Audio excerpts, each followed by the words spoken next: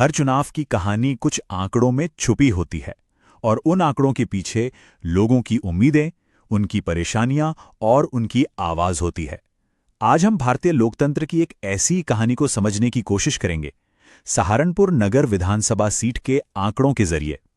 चलिए देखते हैं कि ये नंबर हमें क्या बताते हैं। तो इस सफर में हम कहां-कहां जाएंगे। हम शुरू करेंगे एक बहुत ही करीबी चुनावी लड़ाई के विश्लेषण से, फिर सहारनपुर की जमीनी हकीकत को समझेंगे, पुराने चुनावी पैटर्न देखेंगे और अंत में भविष्य के लिए एक ठोस रणनीति का खाका तैयार करेंगे। तो चलिए कहानी शुरू करते हैं एक नंबर से। एक ऐसा नंबर जो सहारनपुर नगर की पूरी राजनीतिक तस्वीर को हमारे सामने रख देता है। सबसे पहले ये समझिए कि हम बात कर रहे हैं पश्चिमी उत्तर प्रदेश की एक शहरी सीट की। शहरों की राजनीति थोड़ी अलग होती है ना।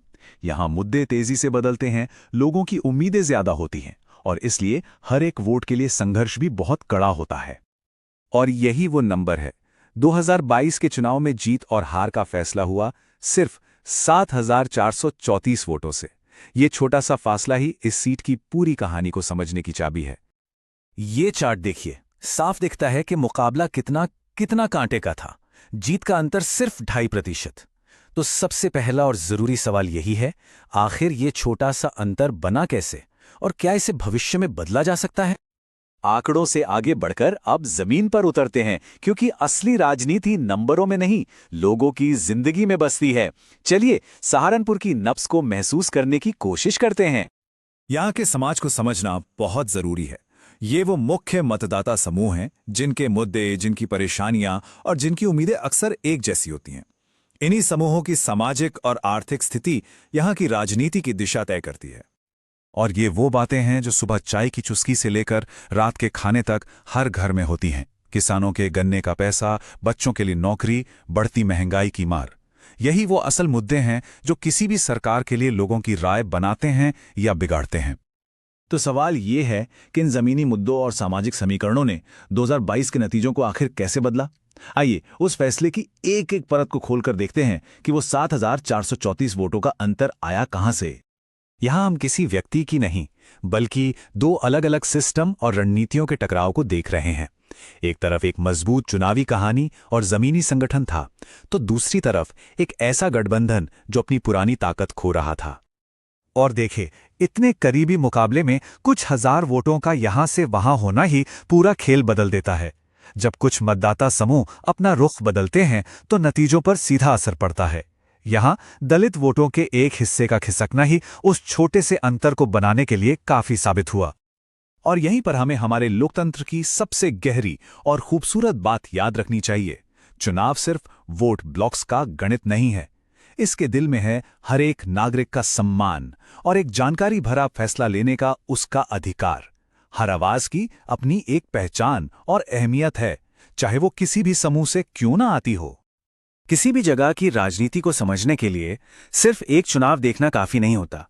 असली कहानी तो तब समझ आती है जब हम थोड़ा पीछे जाकर देखते हैं कि वक्त के साथ वहां का मिजाज कैसे बदला है।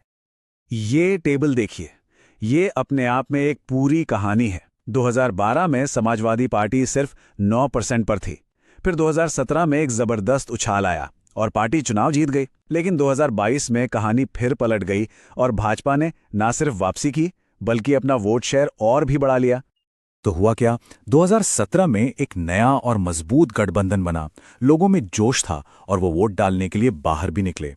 लेकिन 2022 आते आते वो गठबंधन कुछ कमजोर पड़ा और वोटिंग प्रतिशत में जो गिरावट आई वो शायद शहरी वोटरों की कुछ निराशा की तरफ भी इशारा करती है। तो ये तो हुआ विश्लेषण। अब बात करते हैं समाधान की।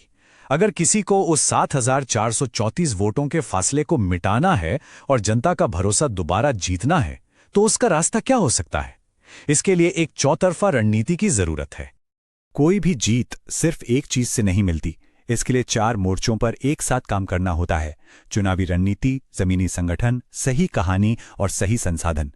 जब ये चारों चीजें एक साथ मिलती हैं, तभी एक मजबूत अभियान बनता है। और ये सिर्फ हवा में बातें नहीं हैं, ये उस रणनीति को जमीन पर उतारने का एक प्रैक्टिकल 90 दिन का एक्शन प्लान है। हर हफ्ते का, हर दिन का एक मकसद है जो सिर्फ सोचने से आगे बढ़कर काम करने पर जोर देता है। लेकिन देखिए, कोई भी रणनीति, कोई भी प्लान, सब अधूरा है अगर उसका आखिरी मकसद सिर्फ चुनाव जीतना हो। असली मकसद तो जनता का विश्वास जीतना है, और विश्वास हमेशा ठोस काम से आता है। इसका मतलब क्या है? इसका मतलब है कि आप उन मुद्दों को सीधे हाथ में लें जो लोगों को सबसे ज्यादा तकलीफ दे रहे हैं, चाहे वो किसानों के गन्ने का भुगतान हो या दलित बस्तियों में विकास की कमी। जब लोग देखते हैं कि उनकी समस्याओं को सुना जा रहा है, तो विश्वास की नींव अपने आप पड़ने लगती है। तो उम्मीदवार की पहचान क्या हो? एक पारदर्शी नेता। यह सिर्फ एक शब्द या नारा नहीं है, ये एक वादा है। जनता के प्रति जवाबदेह होने का वादा, हर किसी के लिए आसानी से उपलब्ध होने का वादा। यही बात मतदाताओं के साथ एक गहरा रिश्ता बनाती है। और आज के डिजिटल जमाने में जब हम लोगों तक पहुंचते हैं, तो एक और बड़ी जिम्मेदारी आती है, वो है उनकी निजता का सम्मान करने की।